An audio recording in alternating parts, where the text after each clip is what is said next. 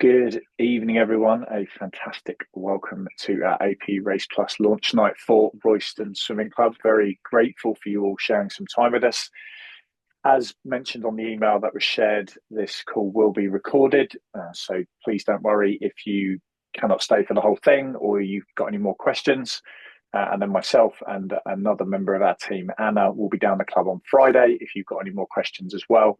And I will also include my contact email in the notes that go out after this video. So hopefully all the resources will be available to you within 24 hours.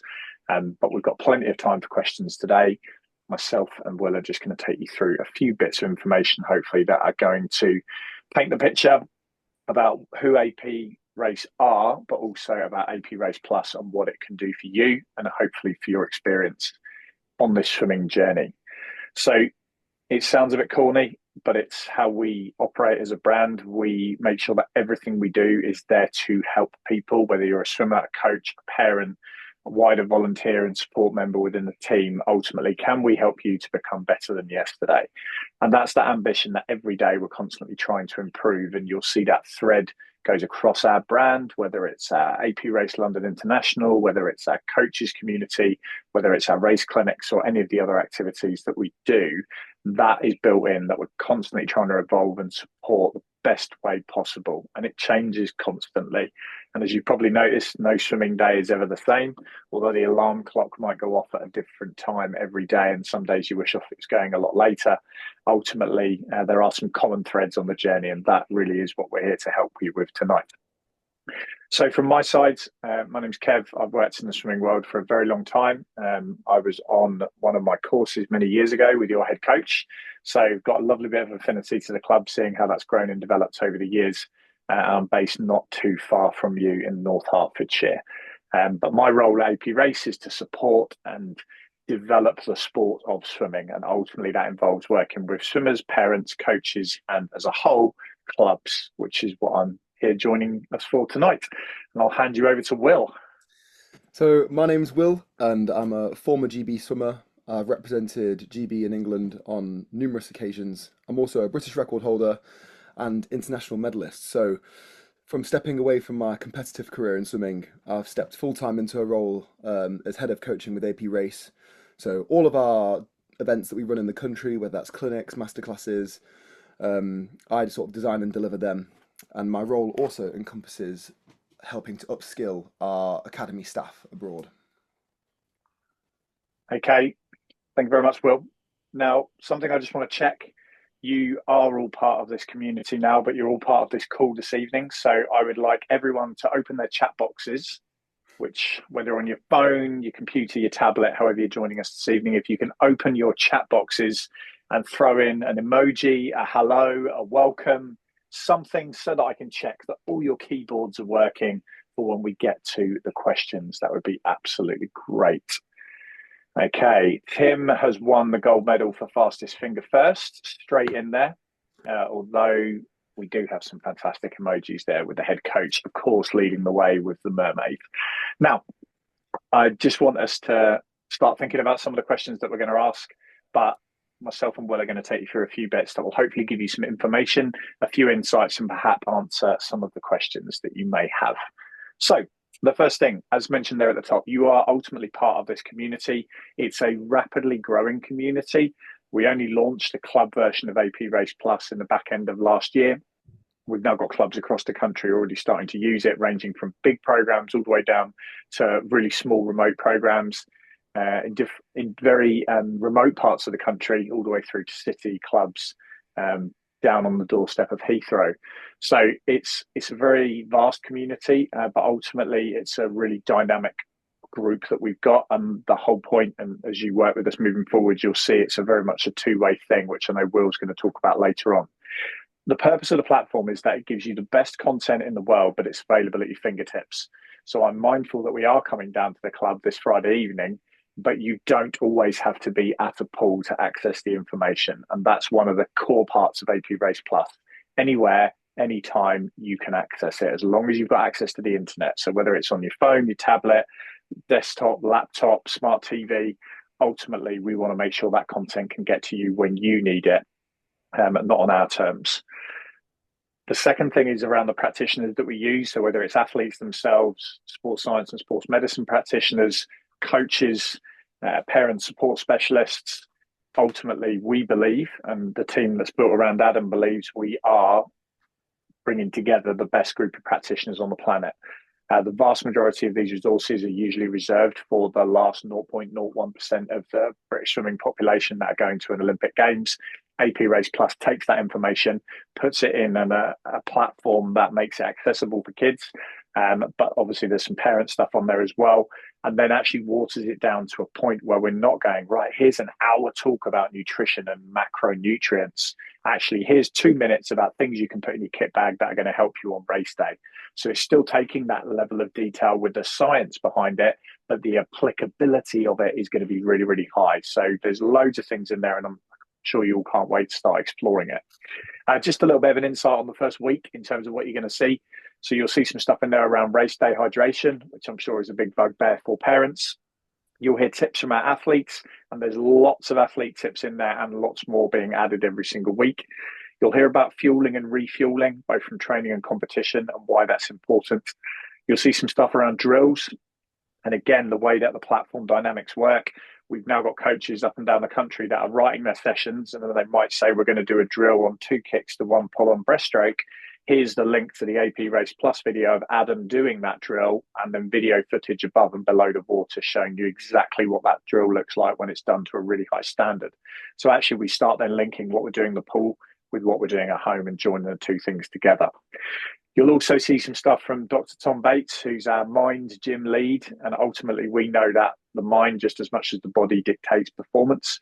So we do need to start considering, are we supporting the development of our mind?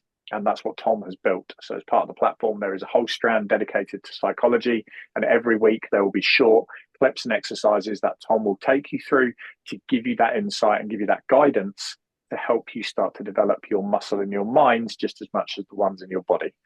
And then we've also got a load of pre-pool exercises. And we know as swimmers go through that period of puberty, there's a lot of growth and a lot of development, and there's also an increased risk of injury.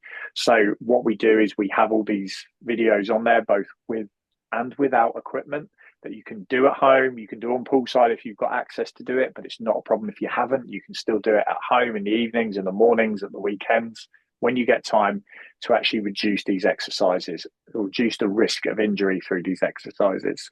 And crucially, again, each of these is modeled and narrated by world-class athletes. So you're going to be watching some very simple exercises done, but to a world-class standard. And that, again, is something that we know that the platform does really, really well. Now, what we're going to do is we're actually just going to give you a quick 2-minute tour of the platform. Hopefully the video comes through okay. I will include the link to this video in the resources when we send it out. So if there's any delay, lag, or there's a problem with it, don't worry, you will get the link to this video included when we send the slides out tomorrow. Welcome to AP Race Plus, our innovative online education platform. In this walkthrough video, we'll take a closer look at what's inside and how you can explore everything the platform has to offer. Inside AP Race Plus, the content is organised into 5 main categories, each designed to support a different part of your development as an athlete. Let's take a look inside each one. The Athlete Development Programme is the foundation of AP Race Plus, guiding swimmers through every stage of their athletic journey. As you can see, you will find in-depth videos on swimming, strength and conditioning, psychology, nutrition and parent support. When you open a specific video, you'll see a clear description of what content is covered, as well as a theme of related videos on the right-hand side for quick navigation. For example, as this list shows, all the videos related to competition. Next, we have Drills and Skills, a comprehensive library of stroke-specific videos led by AP Race athletes and ambassadors. Each video breaks down key techniques and skills, with close-up demonstrations and clear guidance on how to perform the drills correctly. The pre-pool exercises category features guided routines to help swimmers warm up effectively, from upper body and lower body health to full body mobilisation and useful equipment. These sessions help swimmers improve mobility, prevent injury and activate key muscle groups before training or racing. For example, this video shows Adam Peaty demonstrating external rotation, along with a detailed explanation as to why this exercise is important. Inside exclusive content, swimmers get to see behind the scenes and access the world of elite performance.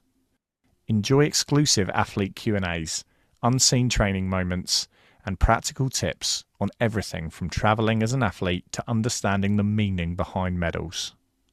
Lastly, Nutrition Tips offers focused guidance from AP race athletes and world-class practitioners.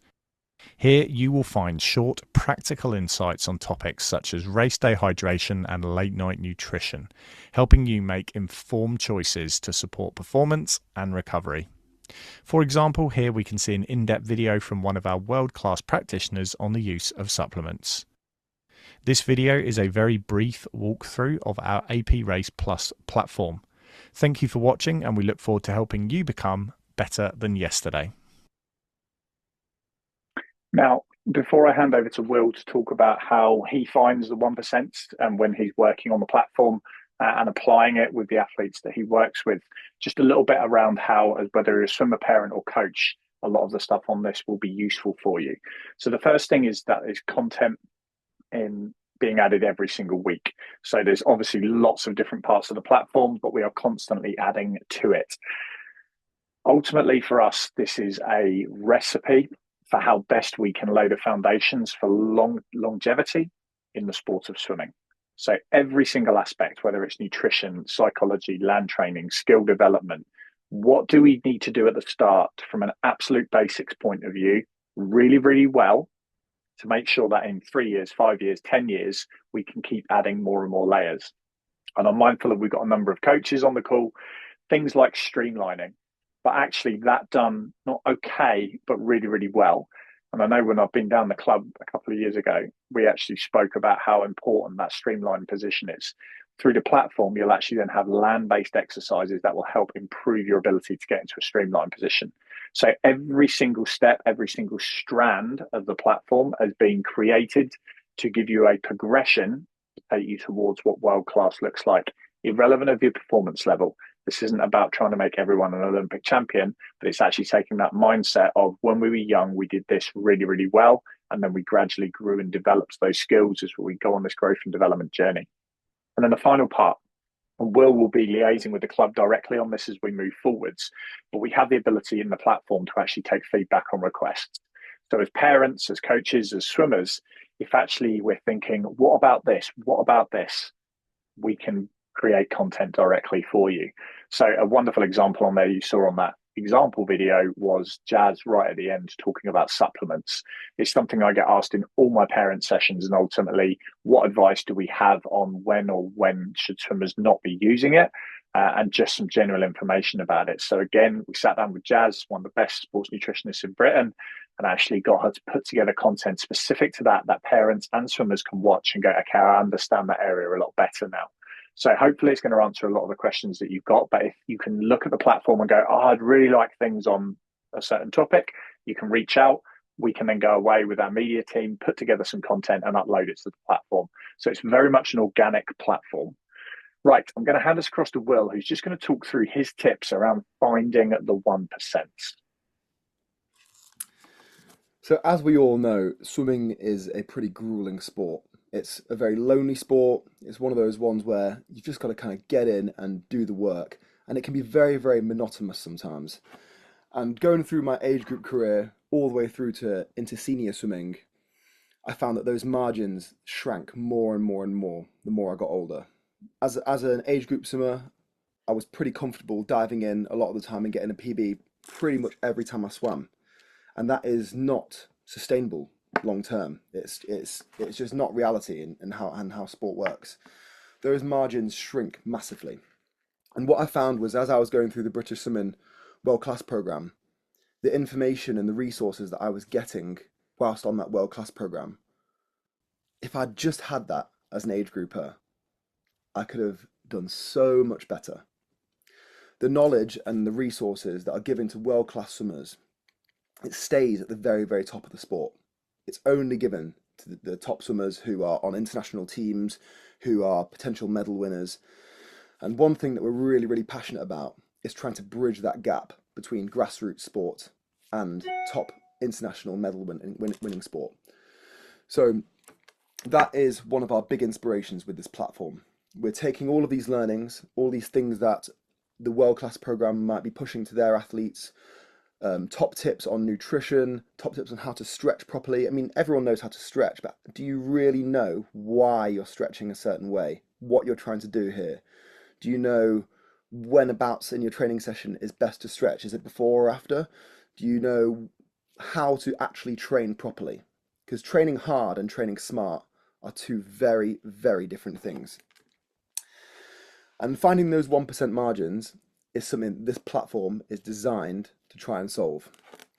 You should never, ever underestimate those power of the 1%. What we find whenever we go to do club visits and when we do clinics and other events at AP Race is we find that a lot of swimmers, particularly age group swimmers, tend to just swim for the sake of swimming. They think that coming to training and diving in the pool and just swimming the session is enough. And yes, that is turning up and actually getting in the pool and doing the work is 70%, but the rest of it, it's all about intent. Do you know why you're training a certain way? And I'm sure all the swimmers in here will know that feeling of when you get given a really hard set and your stomach almost drops a little bit because it's gonna hurt. But do you know why you're doing that? Because it's not just to try and put you in that pain zone and to make you suffer. You know, there's a reason for doing that work. And I found that knowing that reason why I'm doing something and what I'm going to get from it helps me work so much harder, and it helps me reach those goals. When I was doing my university thesis, I did it in the quality versus quantity approach in age group swimming coaching. And using the learnings from that, we've really tried to apply that into the platform here. So what we would recommend is scheduling 5 to 10 minutes weekly. That's your 1% right there. And what we find a good idea is to couple it with something that you're normally going to be doing already. So what I used to do is when I was younger and I was really, really bad at stretching, I've always been a tall guy, much taller than all the rest of the guys at my age. So that meant that my muscles were pretty stiff. I was pretty gangly growing up. And I knew that stretching and mobility was something that was going to be one of those 1%, and probably even more than that.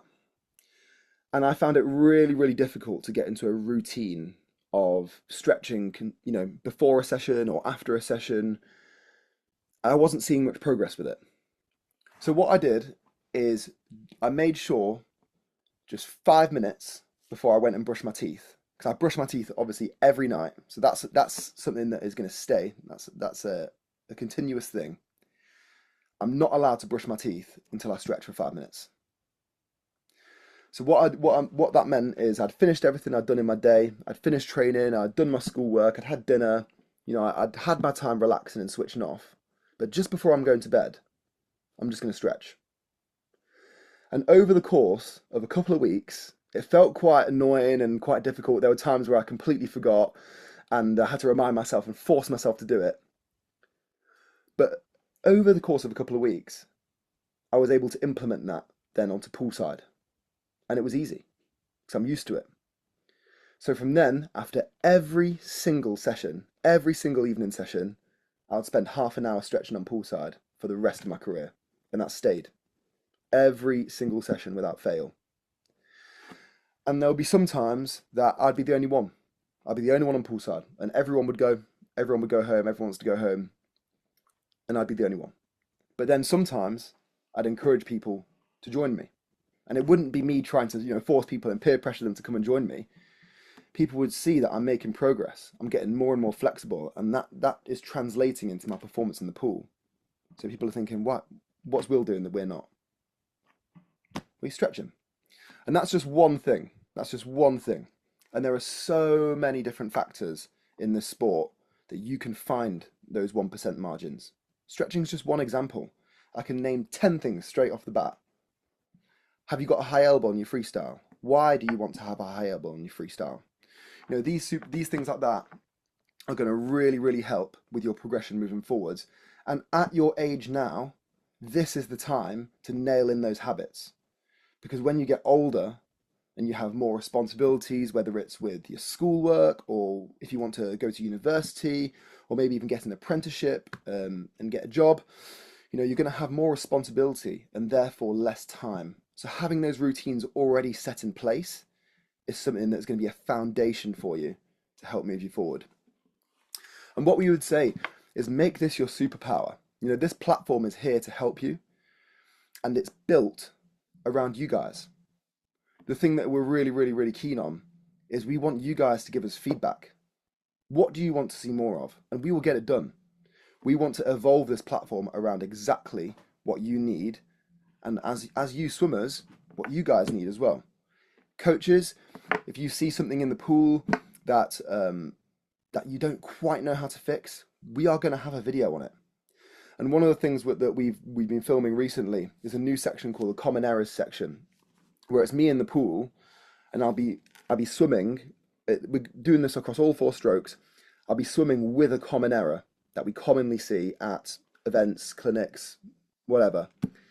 And then I talk about the drills that I would do to fix that common error, and the key points to look out for on how to do that drill right, and also the key points on what to avoid with that drill, and then therefore translating that into the swim after, swimming without the common error. And coaches, especially at an age group level, it's very, very difficult to make technical adjustments when you've got so many people in the pool. But if you see 10 of your swimmers who are swimming freestyle when they're crossing over and they're sweeping out with their arms, we're going to have a video on it. And you can direct your swimmers then to the AP Race Plus to try and fix that particular problem. And then they can implement that straight into their training. That's how you become the best. Thank you very much, Will. We're going to talk a little bit about technique in a sec, but something that I think is really crucial for any of you that have been to our events before and been to one of my parent sessions. Often one of my responses is, whether it's from a coach or a parent, is that sometimes it's not the message that you're trying to share with your children that's the challenge. It's the fact it's coming from you, and it's not it's not a negative on us or the coaches. Ultimately, sometimes teenagers especially don't want to hear something from their parents or their coaches. They want to hear it from somewhere else. And actually, you can still get the same messages and reinforce what you've been telling them for many years. Streamlining and drinking your drinks bottle during a session being 2 obvious ones, but actually having it come from a different vessel, it can sometimes really, really land. And for us, it is 1 minute, 2 minute, 3 minute videos. We're not talking 3 hours of homework a week here. This is stuff that can be really, really simply done. It's definitely not something that you binge through. So all the content on there, of which there are hundreds and hundreds of pieces of content, we release it gradually. So it's tiered and it goes out every single week. We don't put the whole lot immediately, because it's very easy, as we know, for swimmers to suddenly go, oh, well, I'm just going to focus on watching 50 weeks worth of content in 2 weeks. And it's like, that's not how the platform's designed.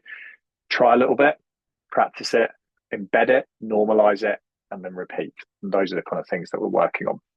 Now, I'm going to hand this back to Will, who's just going to talk a little bit about technique. And one of the fascinating things from Will's point of view is that obviously he works with lots of young people at our race clinics, but also when we go on tour and we're traveling to different parts of the world and the athletes are training when we're on tour, Will's actually on deck coaching the likes of Adam and whoever else it is that we're traveling with. And what's fascinating there is the fact you see some of the things done that we message or we send messaging wise to our youngsters played out immediately with an Olympic gold medalist and world record holder in front of you. So we see the threads of what is working and what isn't, but also how those skills are built and progressed to become a senior. So maybe just in a minute or so, Will, can you just give us a little bit of context around technical skills on a daily basis? Because I'm mindful, looking through the Royston lens, it's not a 10-lane 50-meter pool with 500 kids at the program and 6 full-time coaches. Okay, the team, they're doing an amazing job with the resources that are available, but actually that isn't the limiting factor. When I look at the highest performing clubs globally, clubs that we go and see all over the place, it is not the size of your pool or the amount of hours that you've got that's the deciding factor in your longevity in swimming. It is technique. So Will, can you just take us through a little bit, and especially around those observations of what you see with the best athletes that you work with? Absolutely. And I think the core of it is that across all strokes, technique is the limiting factor. It's not about necessarily how big you are or how strong you are and your raw physical power. Your technique is the limiting factor. That is the ceiling in the sport.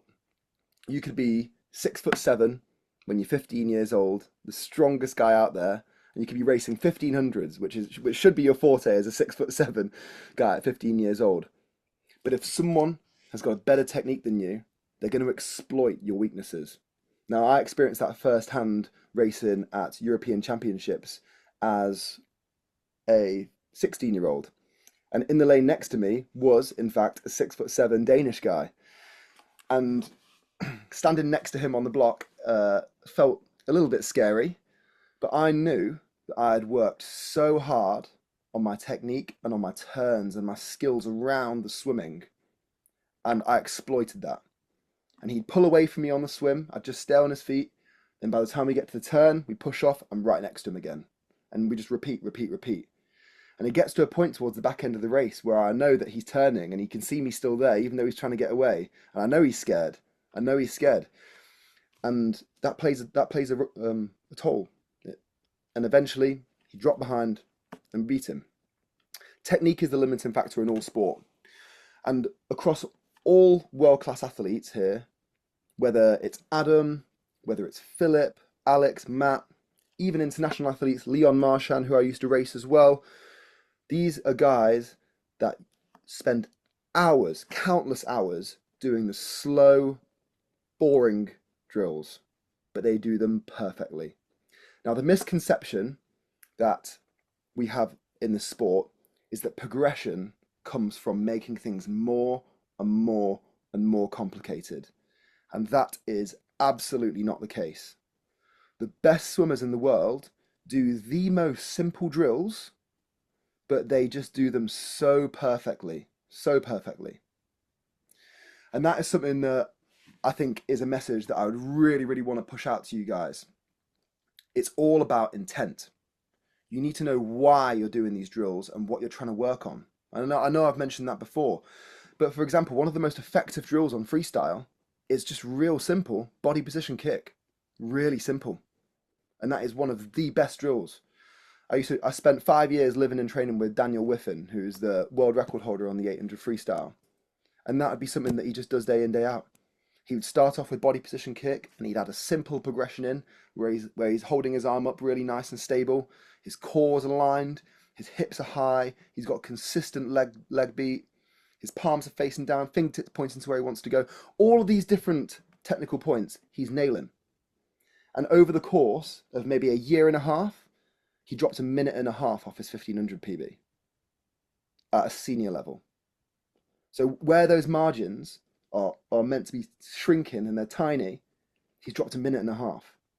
It's just unheard of. But the reason for it is because he swims with intent, always. There's never ever a single meter where he's just swimming just for the sake of it. Even after a main set and we're doing a cool down, okay, he's not just doing a 200 nice and easy and just plodding around. Even on that 200 easy, there's something that he's going to make sure he's nailing. At least one thing. Whether it's his distance per stroke or just getting around the walls really fast, even though he's swimming easy, there's always an objective. And these sorts of habits, kind of what I'm talking about previously with coupling it to get into a routine, these sorts of habits are what is going to drive you forward. And sometimes when you do these slow drills, it feels like you're taking a step back. So it doesn't feel quite fast enough. And that's the misconception about overcomplicating things. But sometimes you need to feel like you take a step back to then take 10 steps forward. And that is something I'd really, really emphasize to you guys. Always make sure you ask questions, you're curious, and we swim with intent. That is how world champions are made.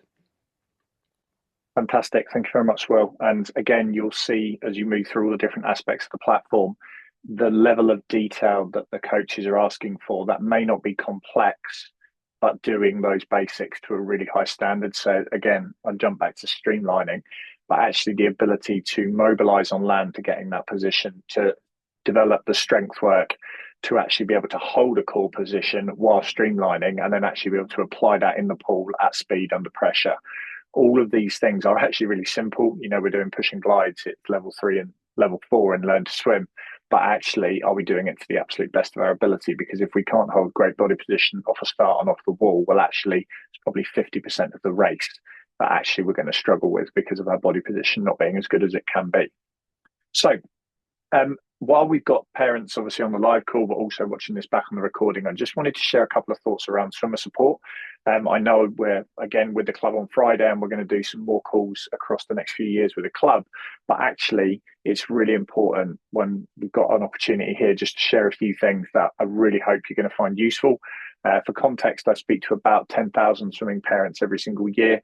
I know I've done some parent support stuff with the club before, but just a couple of areas that I think are really key to emphasise on. The first one is around the actual support of the swimmer directly. So that lens of how do we support a young athlete in the pool? But then crucially, how do we support the team behind the swimmer?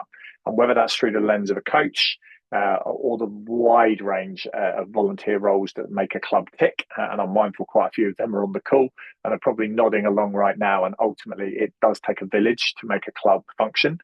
And that's really, really key to, again, be mindful of that when we're working with the swimmer, because ultimately the functionality of a club in terms of the coaches and the other people that make up that club organising group, the stronger and more functional that group is, the better the experience is for the swimmer. So even if it's not supporting the swimmer directly, that area round to the side still has a massive impact. So firstly, supporting the swimmer. It's not linear. It does not matter whether you think you've got a young person who's doing an incredible job now. They've just won the Hertfordshire Counties. They've just run the East Region Championships. They've qualified for the National Championships. Their journey will not continue in a bolt straight line. And I know there's a number of swimmers who have come through to learn to swim in the area, have come through the club. I know you've got a really good working relationship with the club up in Cambridge. They've then gone from Cambridge onto the National Centre and have ended up going on to either international representation or travelling overseas to compete for their country. But what I want to get across here is that those lines are not straight lines. They go up and down, round and round, and they are not predictable. So just be mindful of that, because whether you've got the early maturer who's doing an incredible thing at the age of 11, or somebody who comes to the sport either a little bit later or is growing a little bit later in their journey. Anna will obviously be with your young people on Friday. And she dropped out of the sport from the age of 13 to 17. At the age of 17, was swimming a couple of hours a week with her friends. So being mindful that even the journey at the highest levels of being an Olympic gold medalist are not a straight line. The second thing is around moments today having ripple effects. And if we track back the youngsters that came through the Learn to Swim, the local club, the next club, the university, etc., they'll all be able to tell you experiences that they had in their Learn to Swim. They'll probably be able to tell you the name of their swimming teacher. They'll probably be able to tell you the name of all their coaches and the people that they work with at the club, and maybe their second club, their friends that they had, etc. But every moment in time, however young or however far someone is into their journey, will have ripple effects further down the line. And we need to be mindful of that, because there's good ripples and there's things that perhaps are not necessarily as helpful. Peak performance comes post-maturity, well into our swimmers' 20s and beyond. Okay? Very, very simply, we have no idea when they're going to grow, how long that phase is going to last, and when they're going to come out the other side of it. But what we do know is that maximal performance, whatever level of performance that is, will come when they are out the other side of it. It's certainly not going to come when they're 12. It's the reason we don't send 12-year-olds to an Olympic Games. Okay, because even at the highest level of the sport, the average age is moving up and up and up. For London 2012, it was about 20 on the women's side and 22 on the men's side. For the Olympics in 2028, there will be a number of married dads competing in their 30s. Okay, and that says a lot about how the sport is starting to shift up. I look at someone like Sarah Solstrom, who's actually taken a couple of years off the sport since the Paris Olympics, gone and had a baby, come back, and is now going to be competing at the European Championships this summer for Sweden. And will probably go on and be competing at the next Olympics, if not the one after. The point being is that we are not going to see the absolute best out of a young athlete's journey when they are young. The best is yet to come. And then this final piece around planning and preparation. There are things we can't control when they grow. The qualifying times for the county championships, we can't control that. But we can plan around our planning and preparation. So what are we doing in our training weeks? What are we doing during term time? What are we doing during the school holidays? What are we doing on weekends when we're racing? And also what are we doing on weekends when we're not? And zooming out across a term, maybe even a season, and actually looking at where are the pinch points, where the challenges are going to be, especially when you get to the academic crossroads at 14, 15, 16, and then 17 and 18. Ultimately, the more support and planning we have around that time period, the better we're going to manage it. I'm never saying it's going to be perfect, and it never is. And Will, myself, and the rest of the team will tell you it doesn't matter how gifted you are, how talented you are, and how seemingly smooth your journey is. You can only plan for so much. But crucially, you only have a finite amount of energy, and investing it in things you can't control is something that on the long term doesn't actually support the swimmer. It just trains them to focus on things that are out of their control, which is something that in swimming, in sport, and in life is something we want to try and avoid. It's like trying to control the weather. And then supporting a team behind the swimmer. And this is an area that I'm hugely passionate about. I think as I've gone further into my professional swimming journey, I've worked in swimming for 22 years now. I've seen more of what goes on behind the scenes. I think if you ask a 12-year-old, how does a swimming club run? They'll probably say, well, there's coaches and then there's a few other people, but they probably don't necessarily know the full scale of what goes on behind that. And actually, as we know, and I say there's many of you on the call involved in this, that there is a much broader team of people.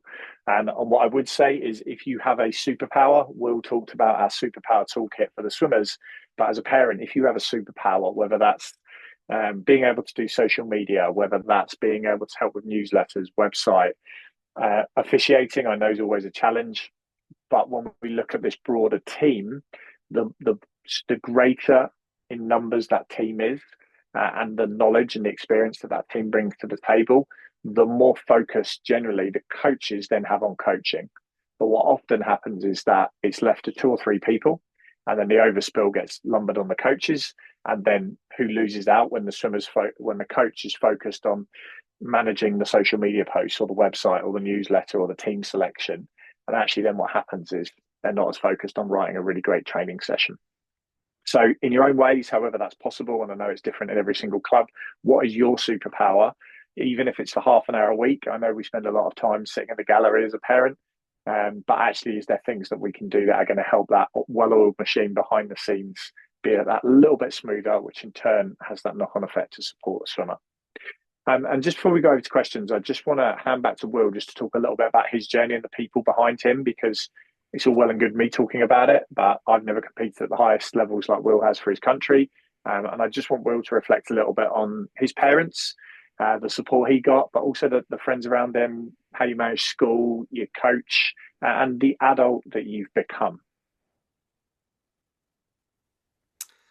So firstly, I want to start off by saying that I'm very, very, very fortunate to have the parents that I do. They did everything they possibly could to make sure I was in the best place to be able to actually work and excel. But also, if you want to be a world-class athlete or world-class in anything, whatever your field is, one thing that you've got to keep in mind is you are who you surround yourselves with. And that can lead to some tough decisions and tough situations sometimes. I know I had some tough situations where I decided that sometimes certain people are probably best not around me. It's just a different energy. They've got different goals in life than I do. And that's completely fine. We can still be friends, but maybe just a bit of separation will help for now. But starting with my parents did everything they possibly could to make sure I was in the best place I could possibly be. Starting with nutrition, I was very, very lucky that my mum was a very careful cook.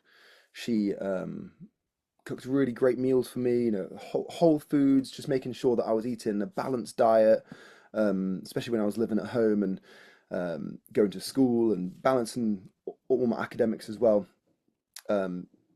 What she did trying to fuel me meant that I was able to get to the pool and put in my absolute best performances every single time because I had the energy, I had the fuel.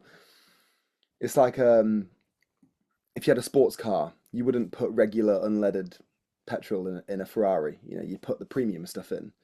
So I think that sort of mindset kind of helps. You know, you don't want to just eat slop and convenience. It's worth it to put in a bit of time and effort into just eating good food. It's worth it in the long run. Not just sport wise, but in school, you'll have more energy to stay awake, especially if you're getting up for morning training sometimes. I know I know it's hard to stay awake in some of those boring classes at school. I can only speak from experience. But also my coach, especially when I first started as an age grouper towards the front end of my career, I had a pretty savage coach, and we used to have like a yearly meeting where we'd sit down with the coach. It'd be like me, my mum, my dad, and we'd talk about the goals for the season, what we're going to work towards. And I still remember it. And he sat down, he looked my parents right in the face, and he said, "You guys are nothing but a taxi service, psychologist, nutritionist, therapist, counselor, and a checkbook." And I turned to my parents, and they were just like, "Yep, yep." So, you know, it's a lot. As parents, you've got a lot to balance, a lot to juggle, especially if you've got multiple children. It can be quite hectic. So part of what we're trying to do on this platform is give you guys support. You know, we give real simple, easy meals, for example, to cook at home, which take no time at all to prepare and to make, that are really going to fuel your athlete up. So that's one thing. Also, I think the best day of my mum's life was when I turned 17 and I was able to drive. So she didn't have to take me to morning training anymore. And some of those questions, like, why did you have to take your kid to morning training? You know, these are questions that are universal across this sport. Everyone wants to know, why do we have to get up at 3:45 in the morning to then dive in at 4:30 till 7 o'clock in the morning? Like, it's a crazy sport, and there really is no sport like it. With my friends at school, apart from a couple of times where I had to make some reevaluations and decide that possibly some people weren't best mixing with, I was very fortunate to have a friendship group that supported me and that encouraged me to chase my goals. Sacrifices have to be made, always. Throughout school, the biggest sacrifice for me was I had no after-school social life, pretty much. There were times, especially when I was in my teens, where my friends were having parties at weekends or, you know, on a Friday night, and I wouldn't go. But you know, that was a sacrifice I was more than willing to make, more than willing, because I knew that I had a mission, I knew I had a goal, and something that really sort of drove me forwards was I'd be thinking, is this person I'm going to be racing against going to a party tonight? Or is he going to be in the pool doing some work? Now, at that time for me, the person in my head right now that I'm thinking of is Matt Richards. Me and Matt used to battle it out every single time we would race. And my coach used to say to me always, even in sets, he would say, "Matt's doing this set right now, and he's going way faster than you. What are you going to do about it?" And I know he's lying. But it's things like that that would really push me forwards. And I was very lucky that my friends at school, they never tried to peer pressure me. They never tried to be, "Oh, Will, come on, come to this party, you know, you're missing out." They knew what I wanted to do. They knew my goals. They knew I had a mission, and they supported me. So I was very, very lucky with that. And this is my point of, you are who you surround yourself with. If I'd have chosen to mix with a less supportive group, who knows what sort of toll that might have had on me when they're trying to sap my energy and encourage me to do things that I know I shouldn't be doing. As well with school, school across the board is always challenging, especially during big exam times, whether that's GCSEs or A levels. It's very, very difficult to balance all of the commitments. But again, I was lucky to have great relationships with not only my teachers, but the faculty staff at my school as well. In particular, my headmaster. I don't know whether you guys have form time in the morning at school, where when you get to school, you have to sit in your form group before school actually starts and you go to your lessons. But we used to have that. And I was fortunate enough to be in my headmaster's form group. So he was very, very up to date with what I was doing, very, very curious, always asking questions. And my school really, really supported me with what I was doing, really supported me. So I was very, very lucky with that. And what I would say to you guys is, yes, your teachers can be annoying sometimes and they can get on your nerves, but try your best to build great relationships with them, because they are the people that are going to make your life so much easier. When you've got a bit of homework that you're going to struggle to get done in time, having a good relationship with your teacher will always help. Always help. You can ask for an extension and they're much more likely to give you a little free pass that time. I know I pulled that string so many times, but it was only because I got on well with my teachers and always kind to them, and I was never rude. And finally, with my coach, I think this is arguably the most important relationship you can have, especially as a high-performing athlete. Something I've always been good at is building relationships with the staff that I'm working with. Now, my main coach when I was at City of Leicester, which was my age group program, he was like a second dad to me. And because of that, I trusted everything he said. I trusted him. I knew that he knew what he was doing. I knew that the work that he was asking me to do, it was for a reason. It had that intent, and I asked the questions and he gave me the reasons why. So I understood what I was doing. And he got me to British records. And it all comes from that trust. You've got to be able to buy in to the program. Buy-in is absolutely mandatory. If you can't buy in to what we're doing, you're never ever going to be able to really progress that top level. You've got to be able to trust and buy in to the work that you're doing in order to really, really commit to it with 100%. It's not just committing with your body, it's committing with your heart as well. It's very, very important. And finally, all of these different points here, parents, friends, school, my coach, they culminate into the adult that you become. Now, I remember when I was a teenager, I didn't really care about, the adult I'm going to become. It wasn't anything I ever thought about. I'm just living my life day to day, and that's completely normal. But looking back and reflecting on it now, I would not be where I am now if it wasn't for these people. My parents, my friends, my school supporting me. I got great grades in school because my school supported me and I worked hard because of it. My coach, they've all shaped me into the person I am today.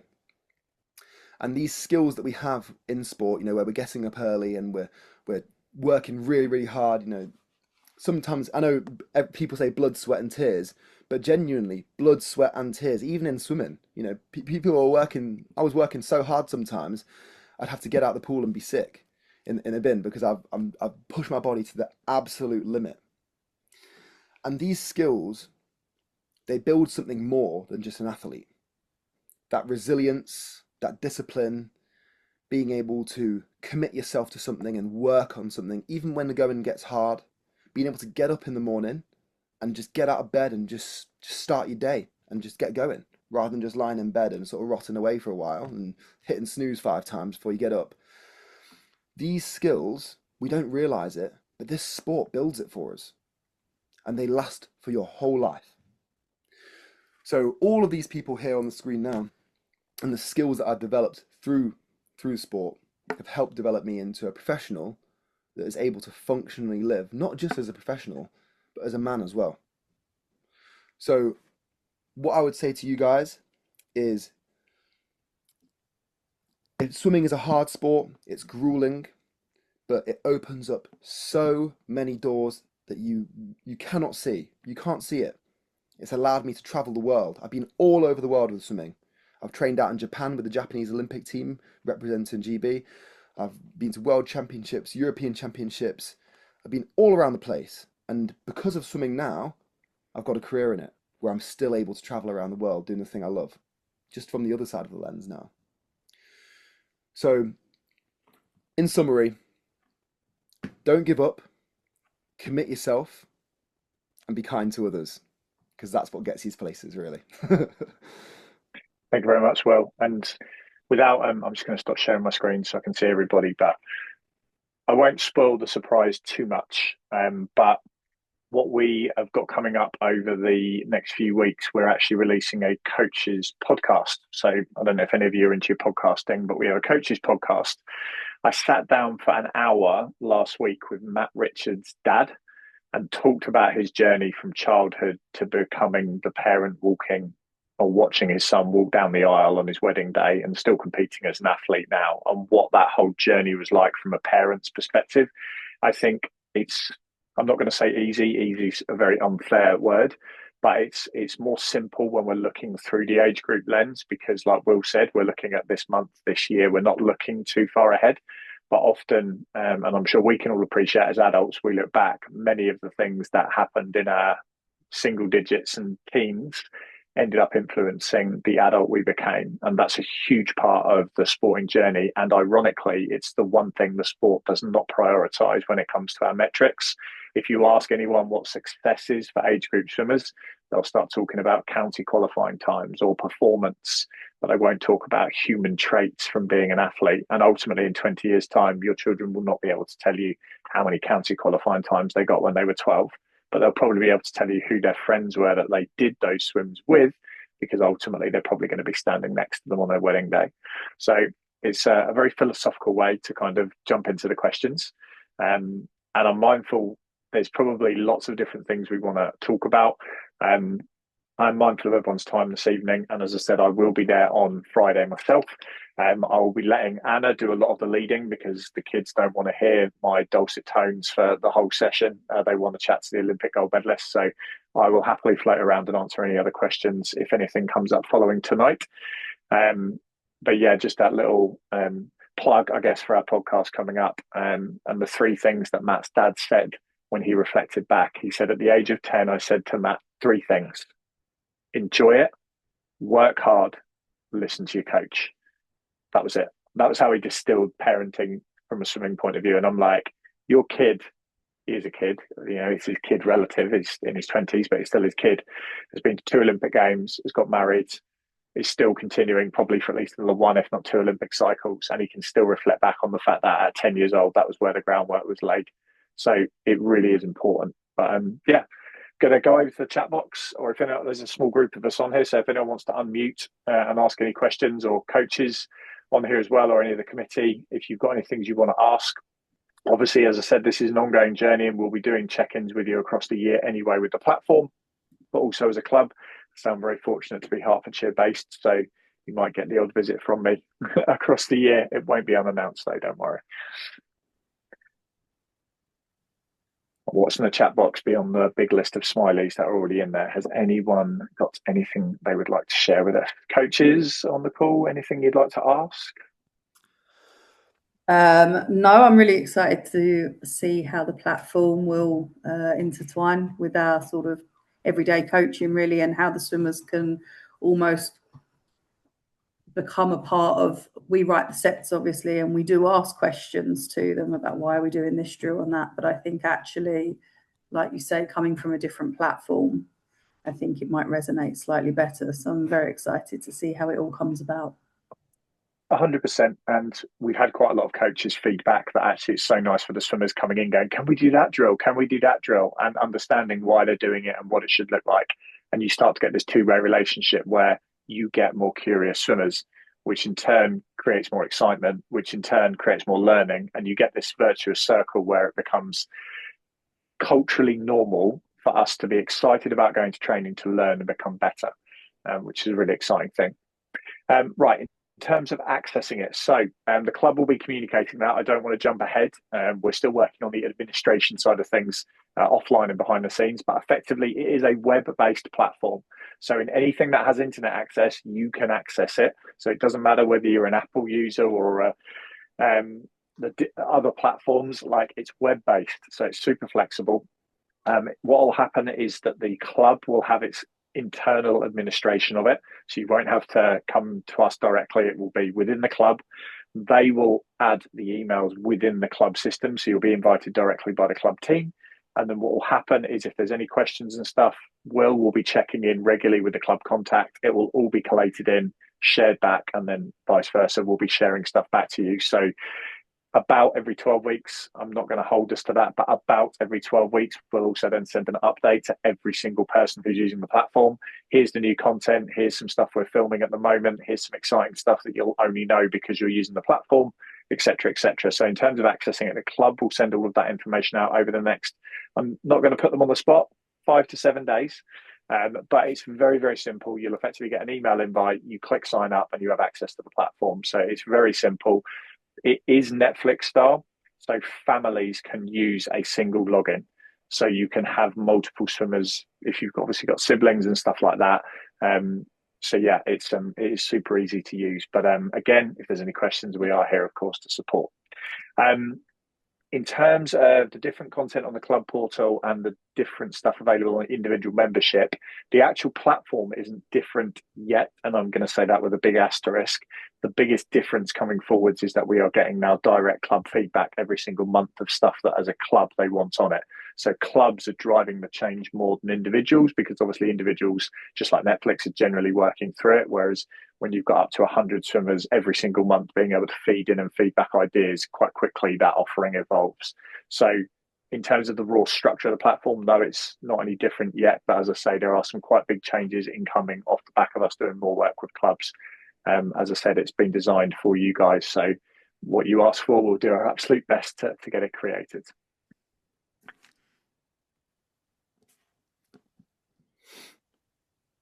Okay. I've not seen anything else coming in the chat, but as I said, I will be there on Friday. So if you're able to get there slightly early or hang around a little bit afterwards, I'll make sure I'm available to talk to. Anna's going to be leading the bulk of the pool session, which is extremely exciting. I've told her under no circumstances is she to arrive without her Olympic gold medal. So she'll make sure she's got a medal on poolside for the kids all to see, which is super exciting. And then this is just hopefully going to be the start of what's going to be a really exciting relationship working with you guys moving forward. So hugely grateful for everyone's time this evening. Thank you so much. As I said, the recording will be circulated to you all tomorrow, and I'll put my direct email on there as well. So if you've got any questions now or moving forwards, please feel free to reach out directly. But thank you very much, everyone. Have a wonderful evening and look forward to seeing many of you on Friday.